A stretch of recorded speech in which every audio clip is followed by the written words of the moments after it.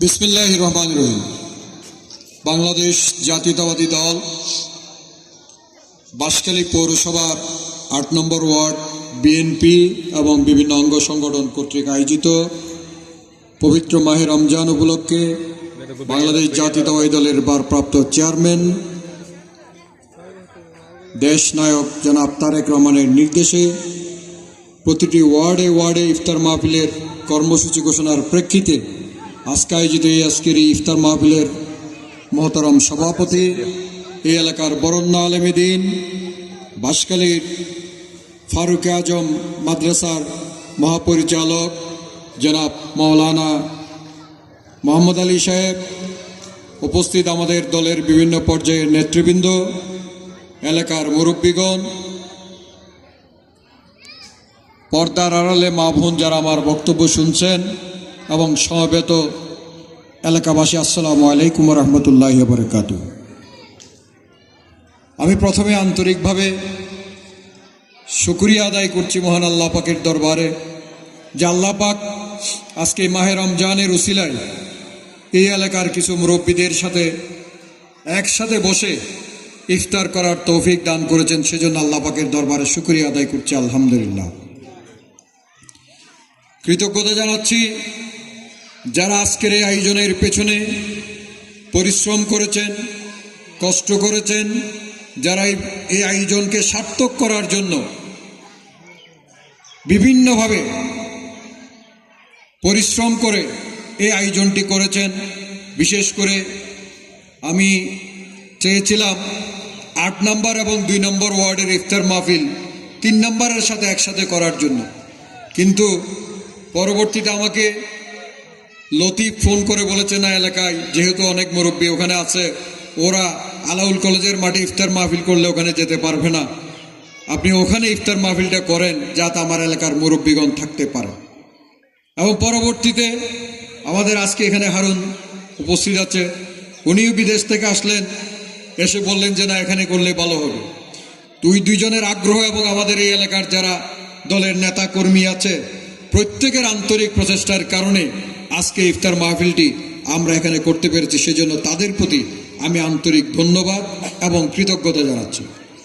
আমার এখনো মনে পড়ে রমজানের আগে যখন বর্ষা মৌসুম ছিল, হারুন এখানে ছিলেন, এখানে একটি বিএনপির প্রোগ্রাম করার জন্য আপনারা জানেন এই যে আমাদের গুড়া পুকুরের ওই পাশে প্যান্ডেল ট্যান্ডেল করেছে, অনেক টাকা পয়সা খরচ করেছে, বৃষ্টির কারণে প্রোগ্রামটি করতে পারেনি। পরবর্তীতে তাকে বিদেশ চলে যেতে হয়েছিল এবং পরবর্তীতে লতিফ এসে এই এলাকায় একটা বিশাল প্রোগ্রাম করেছিলেন ওই রমজানের আগে, মাস দেড়েক আগে সম্ভবত, বা মাস দুয়েক আগে। তো তাদের যে আন্তরিকতা, তাদের যে প্রচেষ্টা এই এলাকার মানুষের প্রতি, এই এলাকার প্রত্যেকটি কাজের প্রতি, এটা কিন্তু আমি মনে করি অত্যন্ত প্রশংসার দাবিদার। সেজন্য আমি তাদেরকে আবারও আন্তরিকভাবে ধন্যবাদ এবং কৃতজ্ঞতা জানাচ্ছি। এবং পাশাপাশি আগামী দিনের প্রত্যেকটি এই এলাকার উন্নয়ন কর্মকাণ্ডে, আত্মমানবতার সেবায় এবং এলাকার সার্বিক কার্যক্রমে ওনাদের সার্বিক সহযোগিতা আমার সাথে থাকবে এবং ওনাদেরকে নিয়ে, এই এলাকার মুরব্বীদেরকে নিয়ে এই এলাকার সার্বিক উন্নয়নে আগামীতে কাজ করব, এই প্রত্যাশা ব্যক্ত করছি। আপনারা জানেন আজকের দিনটি হচ্ছে রমজানের দিন। রমজান হচ্ছে শ্যাম সাধনার দিন, তাকওয়া অর্জনের দিন, খোদাভীতি অর্জনের দিন। আল্লাহ পাক বলেছেন যে মানুষ রমজান পেয়ে তার গুনাহ মাফ করাতে পারবে না, তার মতো বদনসিব আর কেউ নেই। এই রমজান দেখতে দেখতে 3টি ভাগে রমজানকে ভাগ করা হয়েছে: রহমত, মাগফিরাত, নাজাত। রহমত মাগফিরাতের দশক চলে গিয়েছে, এখন নাজাতের দশক চলছে। আজকে 21 রোজা, আর মাত্র 9টি রোজা আছে, যদি 30 হয়, আর 29 হলে আছে 8টি রোজা। খুবই স্বল্প সময়।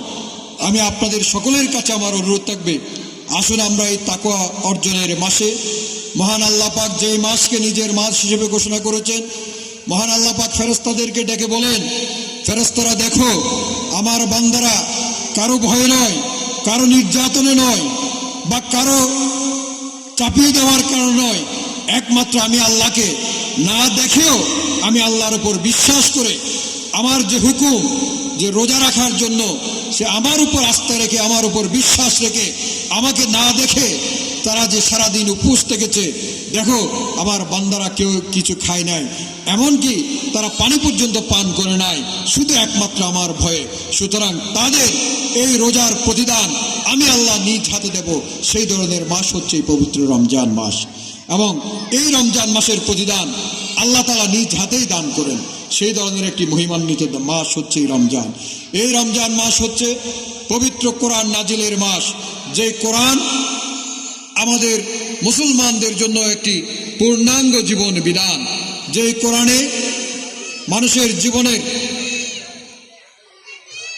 আমার জীবনকে আমি কিভাবে চরিতার্থ করব, আমি কিভাবে পরিচালিত হব, রাষ্ট্র কিভাবে পরিচালিত হবে, সমাজ কিভাবে পরিচালিত হবে, ব্যক্তিগত জীবন, সামাজিক জীবন, পারিবারিক জীবন আমরা কিভাবে পরিচালিত করব, সব কিছু এই কোরআনের দিক নির্দেশনা আছে। বিচার ব্যবস্থা কিরকম হবে, কোনো কিছুই এই কোরআনের বাইরে নেই। সেই ধরনের পূর্ণাঙ্গ জীবন ব্যবস্থা আল কোরআন এই মাসে নাজিল হয়েছে। পবিত্র লাইলাতুল কদর এই মাসে নাজিল হয়েছে। এই মাসেই লাইলাতুল কদর, গত রাত থেকে লাইলাতুল কদর শুরু হয়েছে। আপনারা জানেন এই দশকের বেজোর রাত হচ্ছে লাইলাতুল কদরের রাত। সেই বেজোর রাত গতকালকে, আজকের 21 রমজানের রাত কিন্তু গতকালকেরটা ছিল, সেটাও লাইলাতুল কদরের রাত, এবং আগামী দিনের পর যে রাত শুরু হবে সেটাও লাইলাতুল কদরের রাত।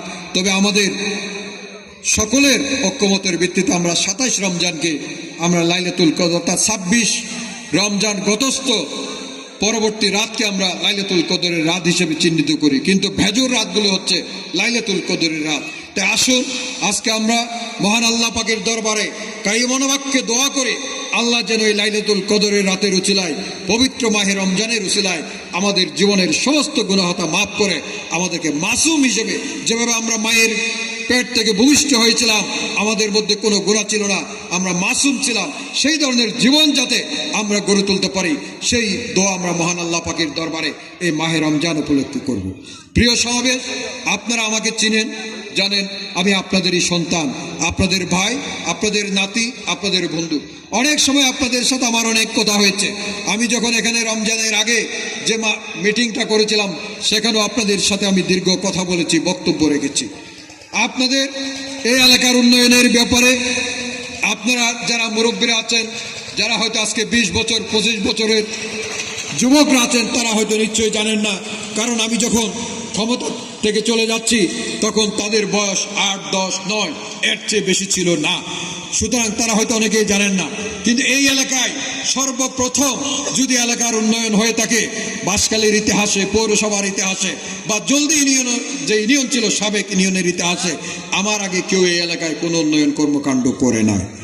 এখানে ব্রিকসলিন রাস্তা, এখানে কালভার্ট, এখানে টিউবওয়েল। আমার এখনো মনে পড়ে যখন এই এলাকার ব্যবসায়ীর এলাকার জনগণ আমাকে বলেছিল, মুরব্বীরা বলেছিল এখানে একটা টিউবওয়েল দরকার। আমি একটা টিউবওয়েল এখানে দিয়েছিলাম। সেই টিউবওয়েল যেদিন দিয়েছিলাম, সেটার যেদিন কাজ শেষ হয়েছে, যেদিন পানি পড়বে টিউবওয়েলটা, আমি এসেছিলাম সেদিন সেটা দেখার জন্য। এই এলাকার সেদিন শত শত মানুষ আনন্দ উল্লাসে মেতে উঠেছিল একটা টিউবওয়েলের কারণে। অর্থাৎ কিরকম একটা অবস্থা এলাকার ছিল, একটা টিউবওয়েল ছিল না। আমি এখানে পাহাড়ের মধ্যে অনেক টিউবওয়েল সেই সময় আমি দিয়েছি যতটুকু পেরেছি। এই যে রাস্তাঘাট, এই যে ব্রিকসলিন এখানে আপনারা দেখতেছেন, এগুলি আমারই করা। আমি এখানে কাজীর পাড়ার সাথে সংযোগ করতে চেয়েছিলাম, আদর্শ গ্রামের সাথে সংযোগ করতে চেয়েছিলাম।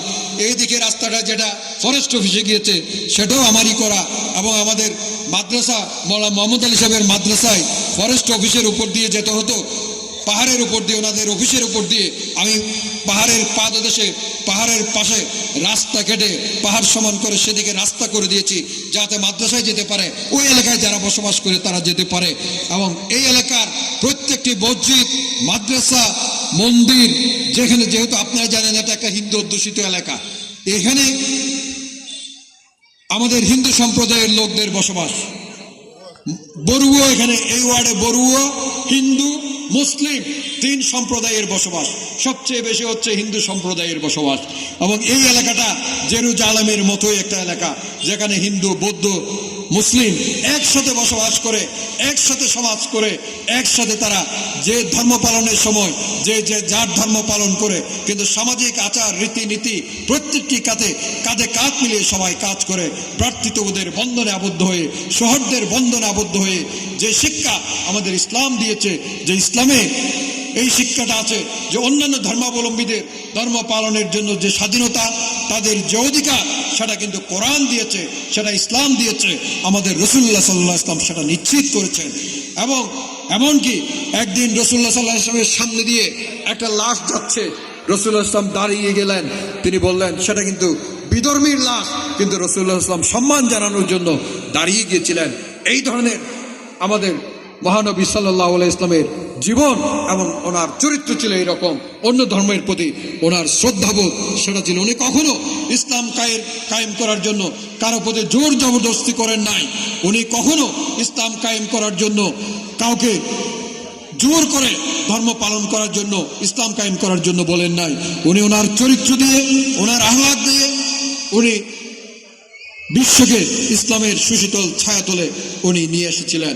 সেই ধরনের আমাদের রাসূলুল্লাহ ইসলামের অনুসারী হিসেবে, আমরা পবিত্র মুসলিম ধর্মের একজন অনুসারী হিসেবে আজকে আমাদেরও দায়িত্ব হচ্ছে, আমরা যে যেখানে যারাই থাকি না কেন, সকলের প্রতি, সকল ধর্মের প্রতি, সকল বর্ণের প্রতি আমরা ইসলাম যে শিক্ষা দিয়েছে, সেই ইসলামের শিক্ষাকে নিয়ে আমরা কাজ করব।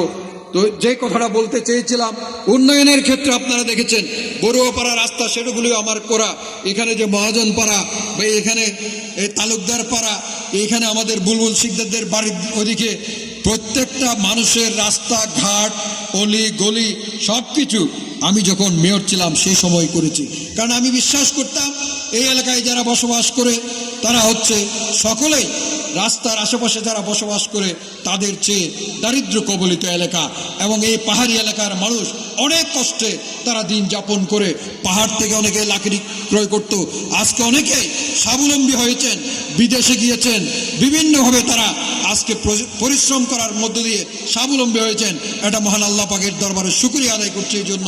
কিন্তু এক সময় খুবই খারাপ অবস্থা ছিল, সেই সময় আমি চেষ্টা করেছি আপনাদের নির্বাচিত প্রতিনিধি হিসেবে এই এলাকার সামগ্রিক উন্নয়নে অবদান রাখার জন্য, এবং সেই চেষ্টাটুকু আমার সর্বশেষ বরাদ্দ 54 লক্ষ টাকা ছিল, আজকে 54 কোটি